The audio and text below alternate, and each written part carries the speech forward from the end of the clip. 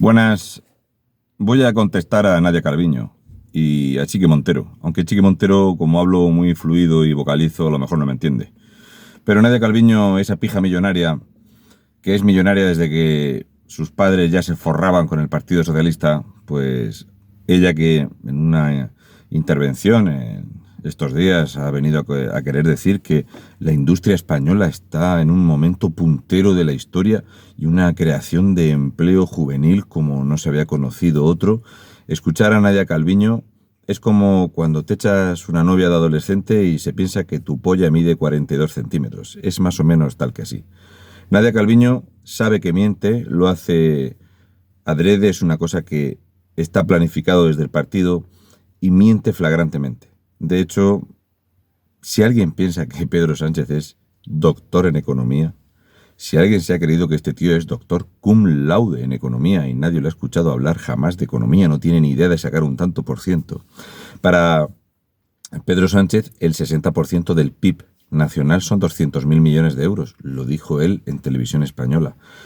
Es un traidor a la patria, pero es que encima todo el personaje creado alrededor de él es falso.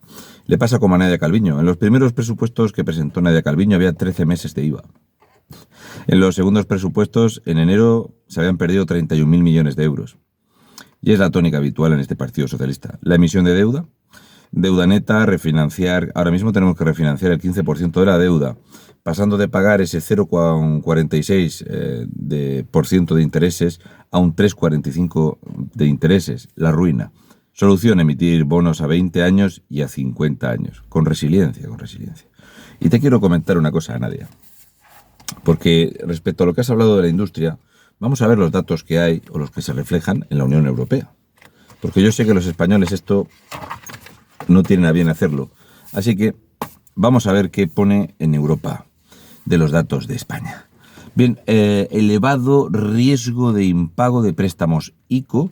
Hasta el 80% de las empresas que han recibido préstamos ICO han desaparecido, el 80%. De hecho, se estima que el 11% jamás va a devolver el dinero y que las otras empresas que siguen existiendo y que no han cerrado totalmente son las llamadas empresas zombie. Sí, por suerte el Estado español acordó con el Santander que el Estado español iba a ser el que pagase los ICO. Con el rescate europeo, con la emisión de deuda. Es el robo perfecto. 77.831 empresas, Nadia Calviño. ¿Te suena el número? Este número lo ha publicado el Instituto Nacional de Estadística. Este dato está en el Ministerio y este dato es el que emite la Unión Europea. 77.831 empresas menos. En España hay 77.831 empresas menos que había el 1 de enero de 2020 y entre el 31 de diciembre del 2022. En 3 años. De hecho, en enero, el 1 de enero de 2020, había 1.489.757 empresas. Y en diciembre, el 31 de diciembre de 2022, había 1.411.902 empresas. Los datos no cuadran. Hay un pequeño descuadre. Es que desde que se cambió la dirección del Instituto Nacional de Estadística, pasan estas cosas. Y en Europa, por eso, se recelan de la opacidad. De hecho, España, Nadia, has explicado que Ursula von der Leyen ha sancionado a España porque es uno de los 2 países donde más dinero se roba y donde hay más blanqueo de capitales. Esa parte no te la he escuchado decir. España, bueno. El 15% de los autónomos en España son autónomos del sector rural con un rendimiento neto de 900 euros al mes. No veas el tejido industrial que tenemos. El informe PISA denomina a la educación española como mediocre. La Universidad de Granada está en el puesto 200, más o menos, y la Universidad de las Islas Baleares en la número 350 del mundo. Está catalogada como la peor universidad de Europa, la de las Islas Baleares. Pero ahí el catalán, la lucha antifascista y el sentimiento de odio a España va muy bien. Los estudios y demás son una puta bazofia. Pero de aquí salen los grandes empresarios industriales, ¿verdad? El PIB industrial, según la Unión Europea, en España supone el 11,3%, el 11,2% del empleo. Datos de junio de 2022. Los datos de diciembre de 2022 están sin actualizar. 2.120.000 empleados en industria en 2019. En junio de 2022, 2.020.000. Son 100.000 empleados menos en industria. ¿Va tan puntera la industria? De hecho, el momento que utilizas o el dato que utilizas para mentir al respecto de la riqueza o del aumento de la industria es que cataloga el Estado español la instalación de aerogeneradores y placas solares como aumento de la industria. Sí, el Estado español suma el aerogenerador puesto en el campo o la placa solar que está puesta en el campo, ese elemento inerte y electrónico mecánico en el campo, como industria. Sí, no genera empleo porque los campos solares y eso, una vez que está instalado, tiene un mantenimiento mínimo y una repercusión en el empleo irrisoria. Un impacto medioambiental, visual y natural brutal.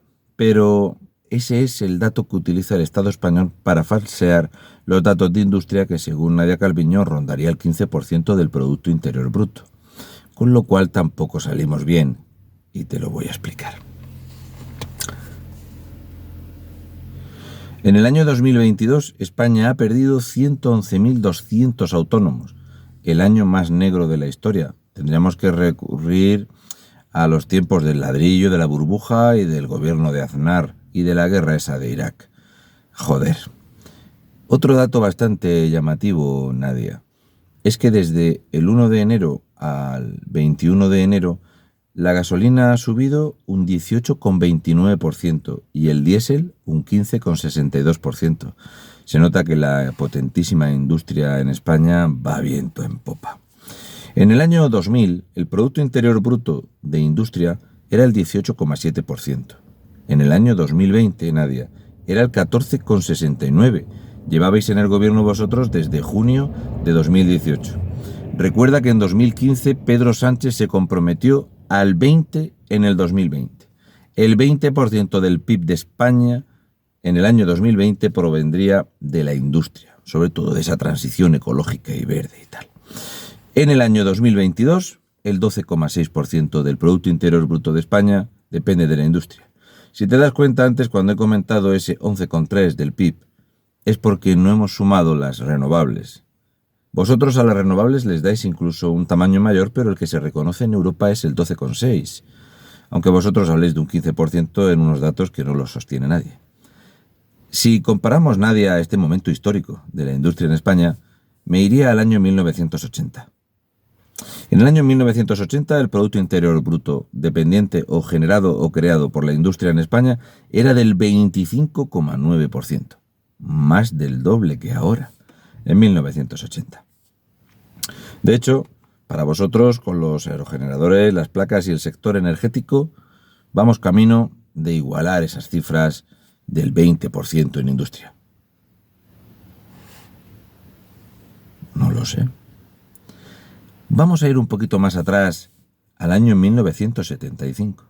En el año 1975, España tenía un Producto Interior Bruto industrial del 30%.